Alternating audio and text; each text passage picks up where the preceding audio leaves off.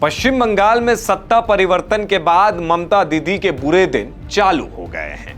कहीं टीएमसी के ऑफिस से कॉन्डम के पैकेट निकलते हैं तो वहीं भतीजा अभिषेक बनर्जी के ऊपर एफआईआर हो गई है। लेकिन इन चीजों के बीच अब ममता बनर्जी के ऊपर भी एफआईआर हुई। जी हां, ममता बनर्जी के ऊपर सिल्लीगुड़ी में एफआईआर हुई। क्यों? क्योंकि वोट बैंक की राजनीति के चक्कर में और मुसलमानों को खुश करने के चक्कर में दीदी इतना भावुक हो गई कि सनातन धर्म को ही गंदा बता दिया। पहले सुनिए उस वायरल वीडियो को। हम जानबूझ के एक गंदा धर्म जो इसने बनाया, जो एक जुमला पार्टी ने बनाया, वो धर्म को हम नहीं मानता है। ये शिकायत वकील रिंकी चैटर्जी ने दर्ज कराई है। उनका कहना है कि इस बयान से हिंदू समुदाय की धार्मिक भावनाएं आहत हुई। शिकायत में यह भी आरोप लगाया गया कि तृणमूल कांग्रेस के कुछ नेता पहले भी हिंदू धर्म को लेकर विवादित बयान देते रहे हैं। ममता दीदी का यह बयान 1 साल पुराना है। वकील रिंकी चैटर्जी ने दावा किया कि उन्होंने साल 2025 में भी शिकायत दर्ज कराने की कोशिश की थी, लेकिन उनकी बात नहीं सुनी गई। उन्हें प्रताड़ना का सामना करना पड़ा। एक्चुअली 2025 में former chief minister, that time she was chief minister only, West Bengal का चीफ मिनिस्टर थी। तो रेड रोड में नमाज का एक धर्मीय अनुष्ठान हो रहा था मुस्लिम लोगों का, ईद के दिन। उस टाइम पे she was representing herself as a chief minister, हिजाब पहन के, शहरी का के, दुआ अदा करके और नमाज पढ़ के वो उस जनसभा में झट से वो बोल देता है कि मैं एक गंदा धर्म को मानती नहीं हूँ, मतलब हिंदू धर्म को। तो उस टाइम पे मैं थाना गई, साइबर ब्रांच गई, मेरा एफआईआर नहीं लिया गया। प्रधान नगर थाना का अंडर में मैं पढ़ती हूँ, जुरिडिक्शन मेरा वही पड़ता है। उस थाना का जो आईसी था वो पुलिस का, वो तृणमूल का उर्दीधारी गुंडा हिसाब में काम करता था।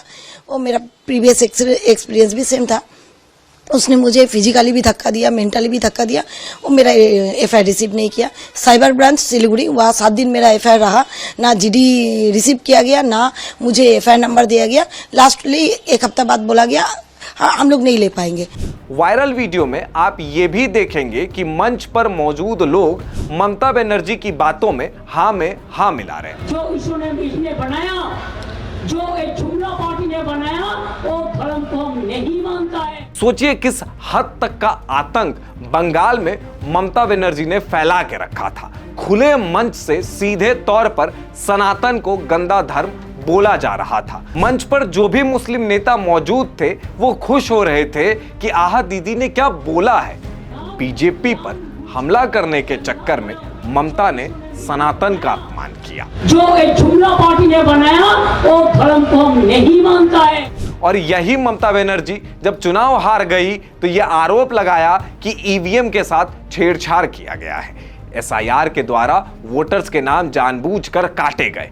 लेकिन ये नहीं कहेगी कि पिछले 15 साल से जो सनातन का अपमान किया गया, जय श्री राम बोलने पर जेल में डाला गया और अवैध घुसपैठियों के द्वारा मां दुर्गा और काली की भूमि को बांग्लादेश बनाने की साजिश की गई, तो अब वो सनातनी जाग गए हैं।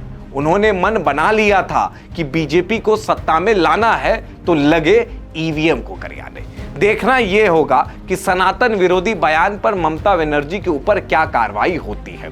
वैसे आपको यह भी बता दें कि बीजेपी के ऊपर आरोप लगाने के चक्कर में सनातन का अपमान करना विपक्ष की तरफ से कोई नया नहीं है।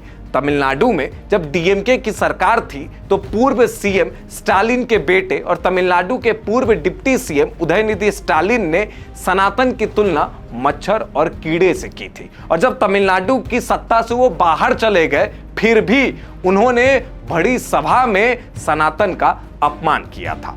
तो ये एंटी सनातन वायरस जो है वो दक्षिण भारत से होते हुए अब पूर्व भारत की तरफ फैल चुकी है। सनातन को गाली देना कोई कॉम्युनल स्टैंड नहीं है। कॉम्युनल स्टेटमेंट क्या हुआ तो आप मुसलमानों को लेकर कुछ कह देंगे। बहरहाल इस रिपोर्ट पर आपकी क्या प्रतिक्रिया है हमें कमेंट बॉक्स में जरूर बताएं।